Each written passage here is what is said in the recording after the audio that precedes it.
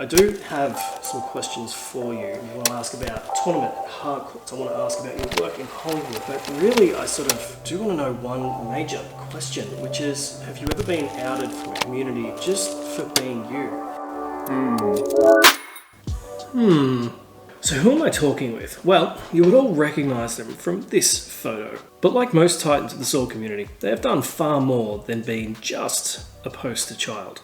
Sam has done work on the Hobbit trilogy, Chronicles of Narnia, District 9, and Warcraft, just to name a few. And their industry experience includes special effects, theatre tech, and even prop making. They achieved the Duke of Edinburgh's award 3 years in a row, earning bronze, silver, and gold. Samantha was the 2013 Longsword champion at the Harcourt's International Tournament. Sam has been an instructor for medieval martial arts since 2012, and all of that is without even mentioning that they're a writer, an illustrator, or their skills in animal handling, climbing, skiing, sailing. Whew. I told you they were a titan in this community. Now this time of year is perfect to get in touch with them, so I reached out and found out they don't live too far from where I am here in Geelong. So let's go for a quick trip and meet this amazing person in person. Because there's more to this story than you might expect.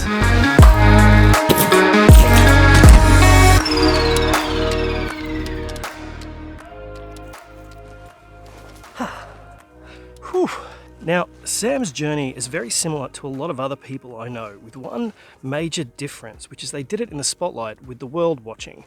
And to me, that deserves ultimate respect. Sam is an active advocate for the LGBTQ+ community, and before you ask, that has a lot more to do with the sword community than you might first think. Sword communities from over a generation ago seem to uphold this thought that sword fighting was this manly men's sport, and anything that diverted from the norm of that would be discarded as left of field, fringe groups, or the weirdos.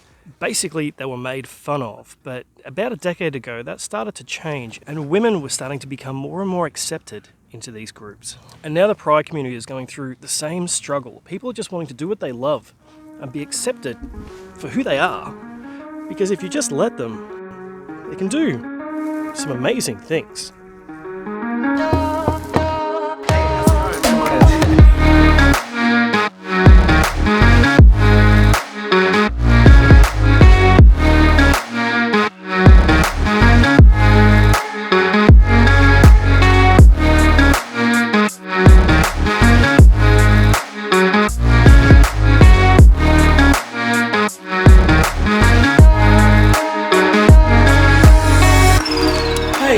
Thank you very much for having us over. Hey Nate, great to see you. Now I have to say, Sam has been interviewed more times than I've done interviews, but it's usually been for what a strong and empowering woman they are, which is not completely true. Not about the strength, but about the gender. So it's no longer Samantha Swords, and now it's Samliok Swords, or just Sam. So how the hell did you find the strength to just be you when there was such a spotlight on everything you were doing?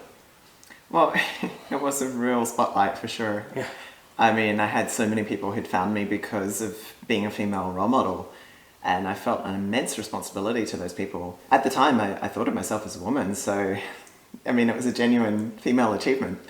But as I came to understand myself more, it became just this conflict, because I wanted to be authentic with people, but I also felt like I wasn't the person that they were looking for. But I sort of felt like I got put into this kind of role that everyone was looking for something that answered what they wanted, which was, you know, a kick-ass female sword fighter.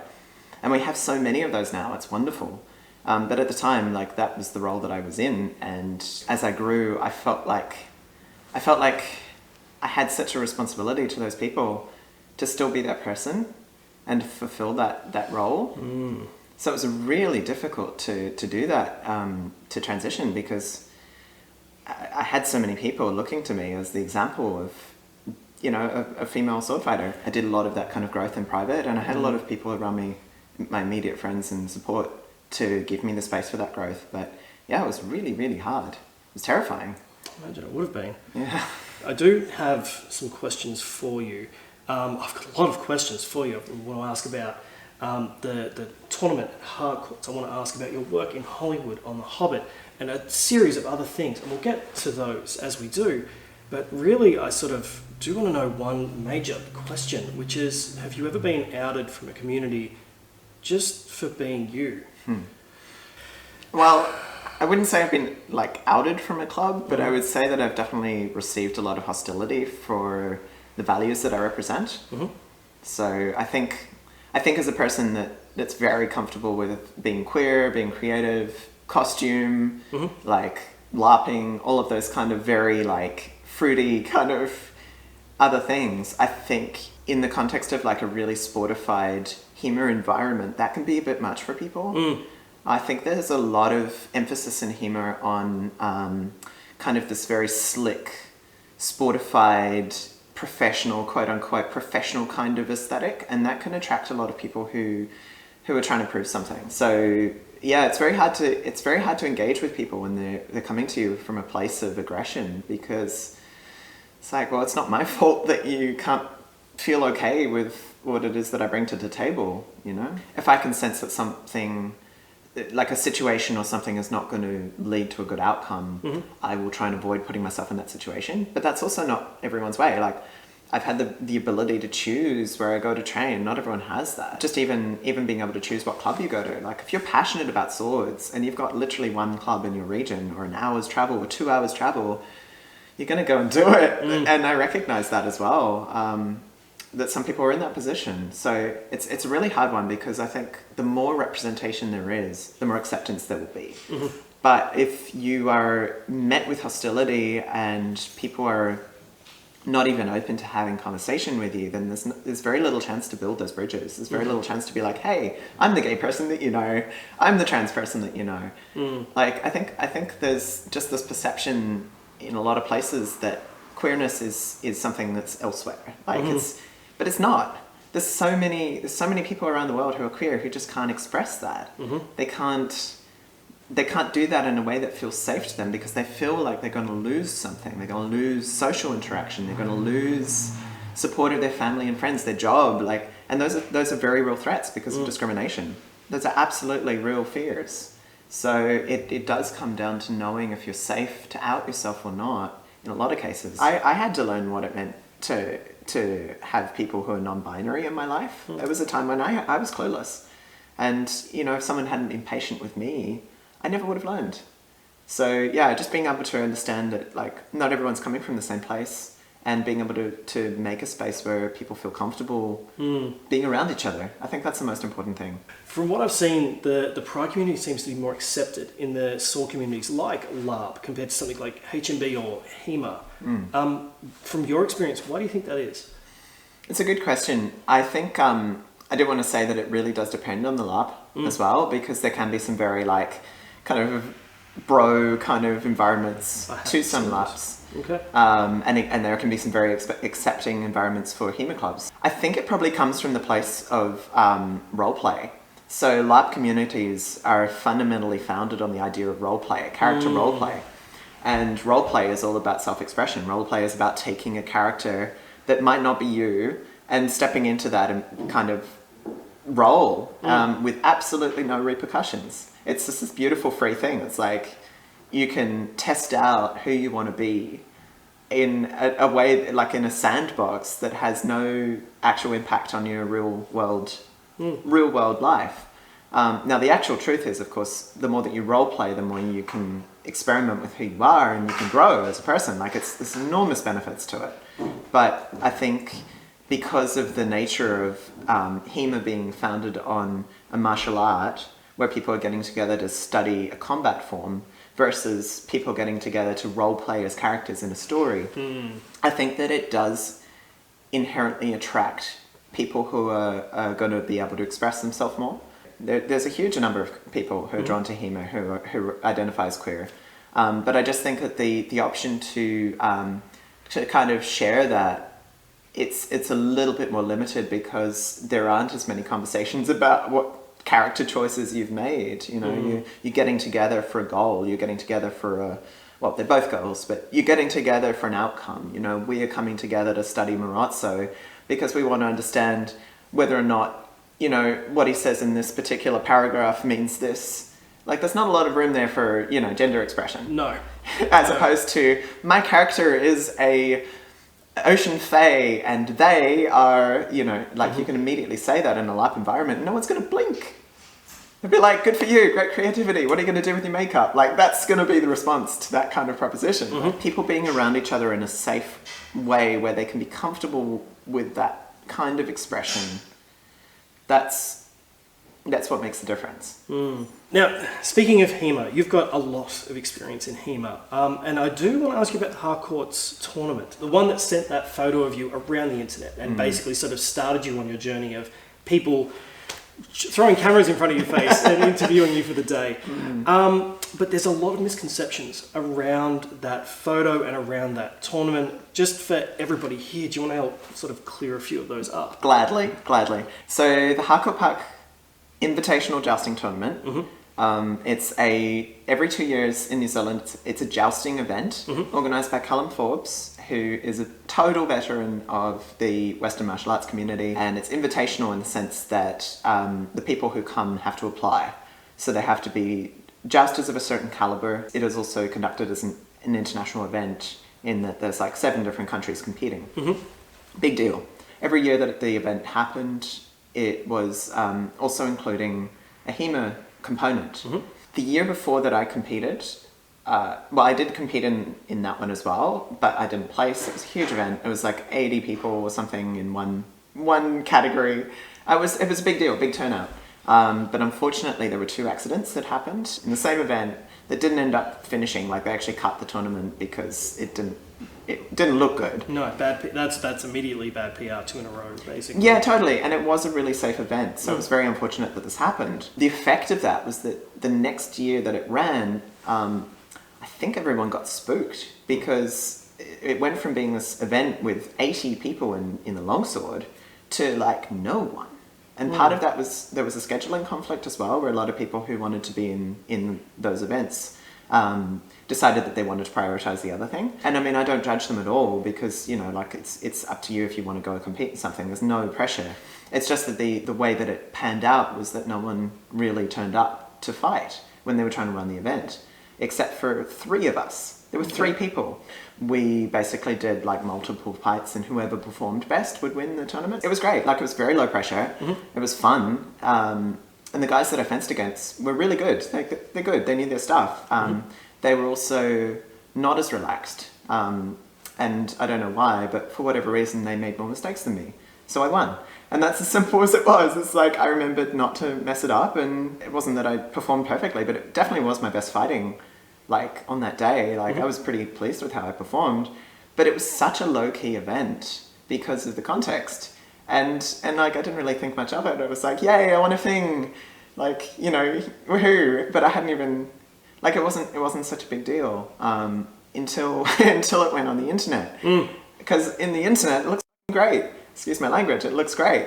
It just got taken so far out of context. And I mean, I think I helped it along because who isn't proud of winning a thing? Like, who isn't going to say, hey, I won this, you know, won the event, here's my... And what coupled it, what was the coup de grace, was the fact that this very good photographer was taking amazing photos of this event. And he took this one photo of me that was just the best flippin' photo. And that coupled with the fact that I'd won, you know, on paper I'd won this tournament, which got confused with the overall, like, invitational jousting tournament, very quickly got changed to international jousting tournament, which was, oh, it's a sword tournament, international sword tournament, and very quickly Chinese whispers kind of took it away. Yeah, I remember reading one headline, not necessarily the first headline of this that I saw, but I did remember reading one headline that said that you were the first woman international longsword champion of the world. And I'm like... Of the world? Yes. And I'm like, in 2014? Yeah, 2013. 2013, yeah. I'm like, that doesn't sound right. I actually remember that because my partner and I at the time cracked the heck up.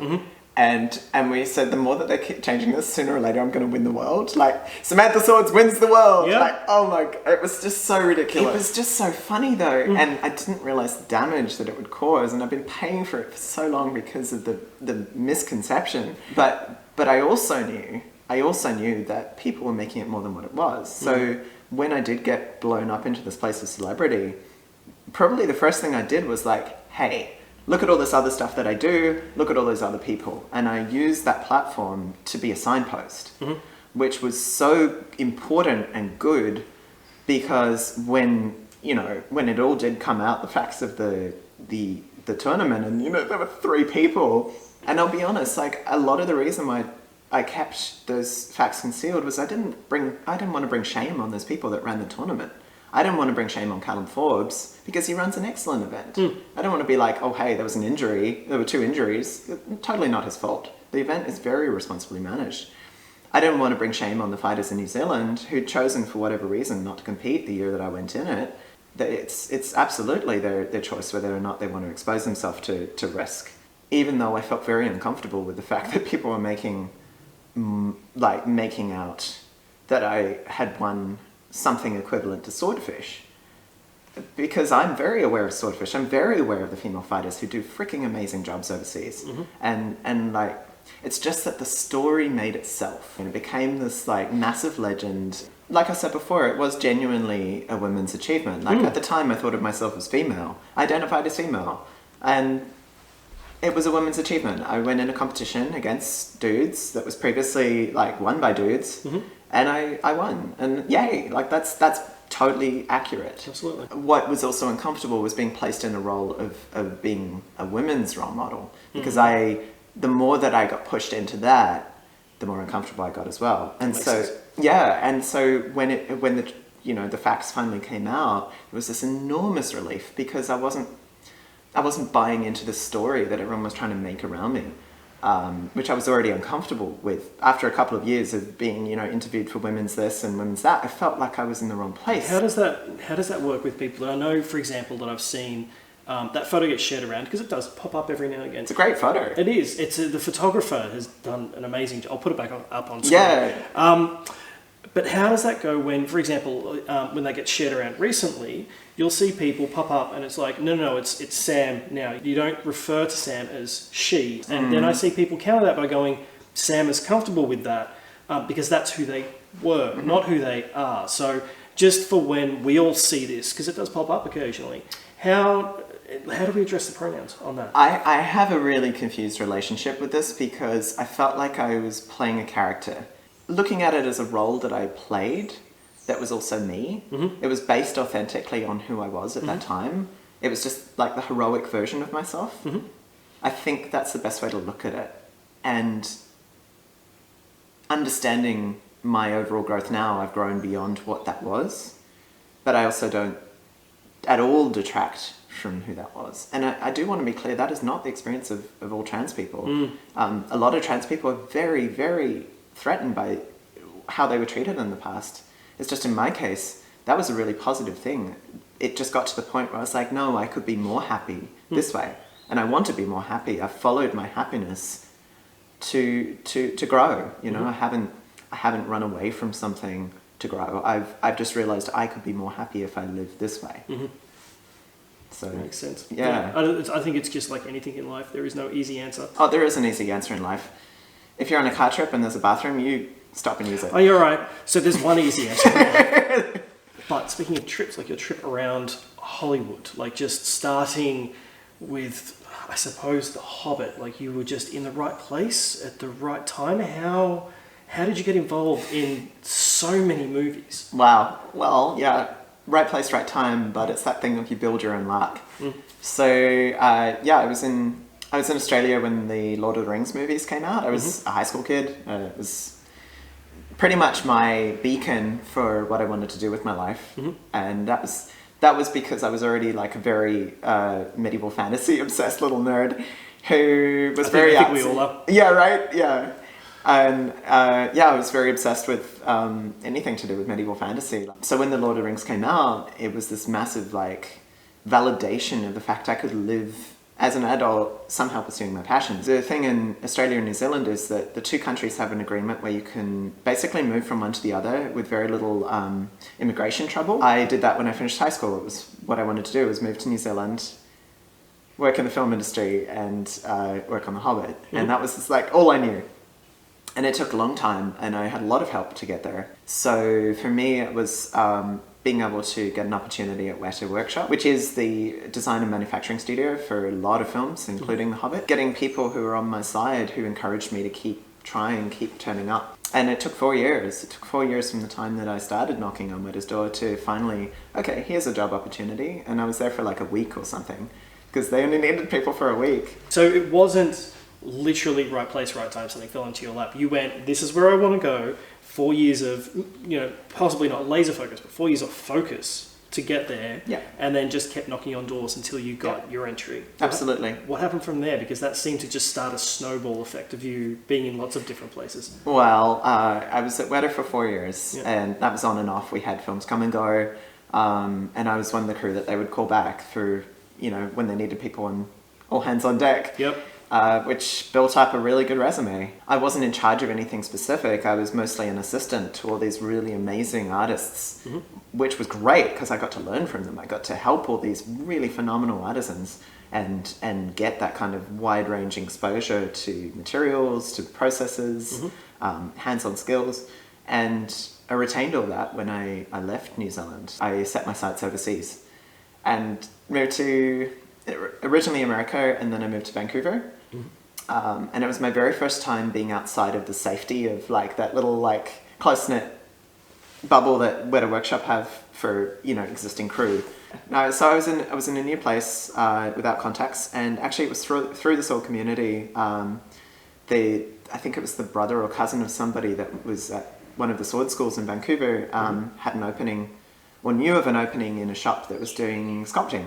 Okay. Scenic sculpting for some films, and they got me a job there. And then the guy that I worked for gave me a recommendation to one of his sculpting head of department colleagues, and that was on Warcraft.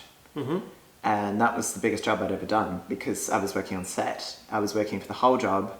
I mean, it was exhausting. It was pretty much my entire waking life was going to work, working, going home, falling asleep, getting up, going to work. Like it was brutal. But I made it to the end of the job, and once you've done one job, it leaves you in a really good place for getting other jobs. And so everything after that kind of led on to other jobs. So, and getting into that, I mean, I was very fortunate to have people help me again, and I'm very grateful for that because I didn't know anyone. I didn't know where to start. And yeah, it's a hostile industry if you don't know where you're going. It can make you someone that you weren't before you went in. So yeah, no, I did change. I was this very bright-eyed, joyful, fan kid, and working in the realities of the environment definitely changed me. And I think that's why a lot of people do get jaded. But I'd like to say I'm not jaded, I'm more realistic now. And that's true. Speaking about like creativity, I actually do want to talk about some of your more artistic ventures as well. I do want to talk about your merch, and not for the fact of advertising it, which we will put the links down below, but it's not for the sake of advertising it, it's for the sake of when I've seen those t-shirts around. They're the t-shirts that start those conversations, talking about pride in the HEMA community, like Swords Don't Discriminate is like my absolute favorite. So tell me about the merch. Like, have you ever come across it randomly in your travels, or just tell me about the inspiration? I actually really love that design, the Swords Don't Discriminate. So yeah, I feel like swords are for everyone, and like that's ultimately the message of equality and accessibility. Like, it doesn't matter your ability level. You should be allowed to train and study and practice. So when I created this Pride merch, it almost like became this kind of monster, and suddenly my shop was like a Pride brand, and I mean that's great. I love it. I do have other stuff I want to do with my designs. Like I'm designing a chivalry line right now. I'm doing more stuff for Pride this year, which focuses on trans equality and trans rights, because I feel like there's been a huge attack on trans freedoms, especially in the US, in the last 4 months. There's been a lot of pushback. Like, people are trying to come out and just be who they are. And this is just generally, not necessarily in the sword communities, but hence the video. But there has been a lot of pushback from people just trying to be accepted. So yeah, I get it. Yeah, so I feel like having shirts and having apparel that shares what you value is, as you say, a great conversation starter. It's powerful. And also for me as a designer and an illustrator, I love that people want to put my designs on their body. Like, so when I get feedback from people who get my designs and they're like, hey, I actually felt really good wearing this, I feel so happy because I understand the challenge of dressing. I understand the challenge of looking and feeling good in your body in the way that you want to come across to people. I mean, heck, I'm a trans person. I'm trying to present myself a certain way so that people perceive something about me. I absolutely get it. And so many people have told me what it means to them. Like, it's wonderful. It feels like a great like service that I'm doing for people. Like I said, it's a great conversation starter. And I'm going to have to get one now. You guys can quote me on that because I've been meaning to get one for years, and I have been meaning to get the Swords Don't Discriminate t-shirt. So something that I have noticed though is you're always beaming with positivity. Like every time I see you, it's a suppressed smile. Every time I see you, you're always smiling.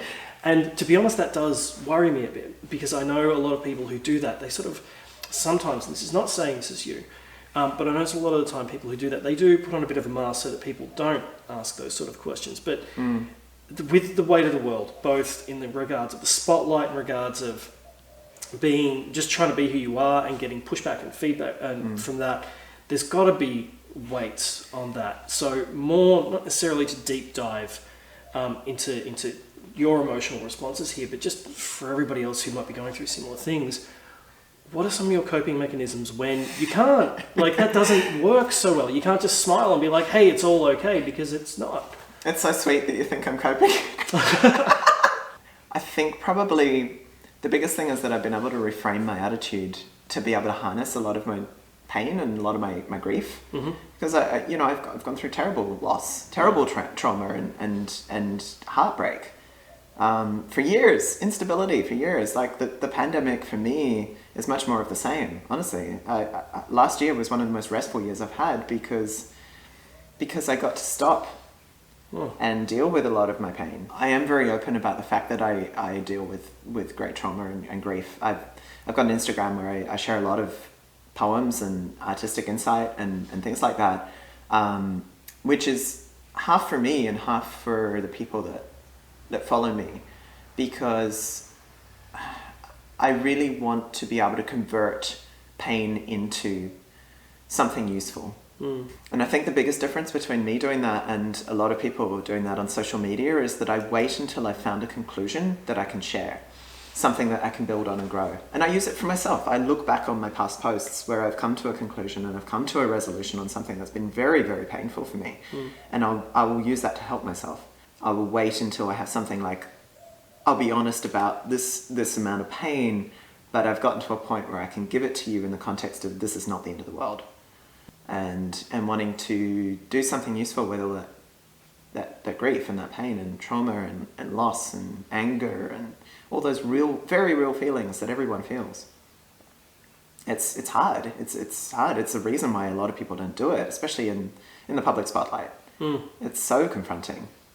Learning sort of what to focus on, how to distill it, and then how to present it. Not necessarily on Instagram, but just in general, how to present it to people afterwards. Yeah, completely. And also, I think I've had some very good role models on how to frame things, like being able to listen to the words that come from you, whether written or spoken, or even just your own thoughts. Being able to recognize when those are perpetuating harmful patterns. Being able to actually just like stop and assess your own language and be like, oh, am I making myself sick with this? Am I keeping myself in negativity with this? Just being able to be accountable and not buckle down on your own, double down on your own junk. And yeah, I genuinely want to change. I genuinely want to expand and grow. So yeah, how do I stay so positive? Well, I choose to be. That's a damn good answer. So bringing it back to clubs and speaking about some of the clubs that have very much an old school mentality with women being second-class fighters, let alone how people treat the pride community. With that, there's definitely something that we can do, which sort of brings me to my biggest question, which is how can we help? Like allies from within, without. What can we do to help? What can we do to bring more understanding into this community? Well, I think including people benefits everyone. Like that's as simple as it is. I think that the way that you run a club and the people you have making those decisions just take a look at who those people are, profile them. You know, is this 10 cisgendered white men, straight men running this club? Is there any color in this mix? Is there any ethnic diversity in this mix? Is there any, you know, balance to genders? Like, do we have female people in there? Do we have non-binary people or trans people? Like, just recognizing what is influencing the choices in the way that you run things. Who is influencing the choices? How diverse is that? Just being aware, like stopping and looking. There's nothing bad about including more people. Bringing those people to the table, bringing people of color to the table, bringing women and LGBTQ people, like, just, it benefits everyone. You get richness of perspective, you get richness of background. You also realize, is there something that we're doing that's making these people uncomfortable? Because when you look at a club and you see 90% of the instructors are white dudes, there's something there that's not making women feel comfortable progressing or growing. You know, it's like, you might see the problem and not understand it until you have someone who's coming from the other side saying, well, actually, I feel uncomfortable because there's no change room. Something simple like that. And you're like, oh my gosh, I didn't even notice. Having more, like you said, you know, just having extra points of view for whatever reason is just going to make any club more inclusive in general. Yeah, and it's better. It's better for everyone. Oh, dude, you are a beautiful person. You advocate for animal rights, environmental rights, socio-economic issues. You just do so much that we haven't had a chance to cover. How do you feel about coming back for a part 2 and let everyone here be able to ask a few questions themselves? I'd love that. Yeah? That'd be great. Awesome. All right, well, then leave your questions for Sam down in the comments below, and we'll endeavour to get to as many as we can over the next couple of weeks. But I do have one more question for you, which is, over lockdown, my longsword skills have completely gone to the wayside. How do you feel about going out in the backyard and taking me to school for a few rounds? I thought you'd never ask. Yeah? Good. All right, let's go. So don't forget to leave your questions for Sam in the comments below. And if we get enough questions, I might even be able to convince Sam to spar at a nice location at the same time. So I'll see you in the comments below, but till next time, train safe, stay awesome, and stay sword savvy.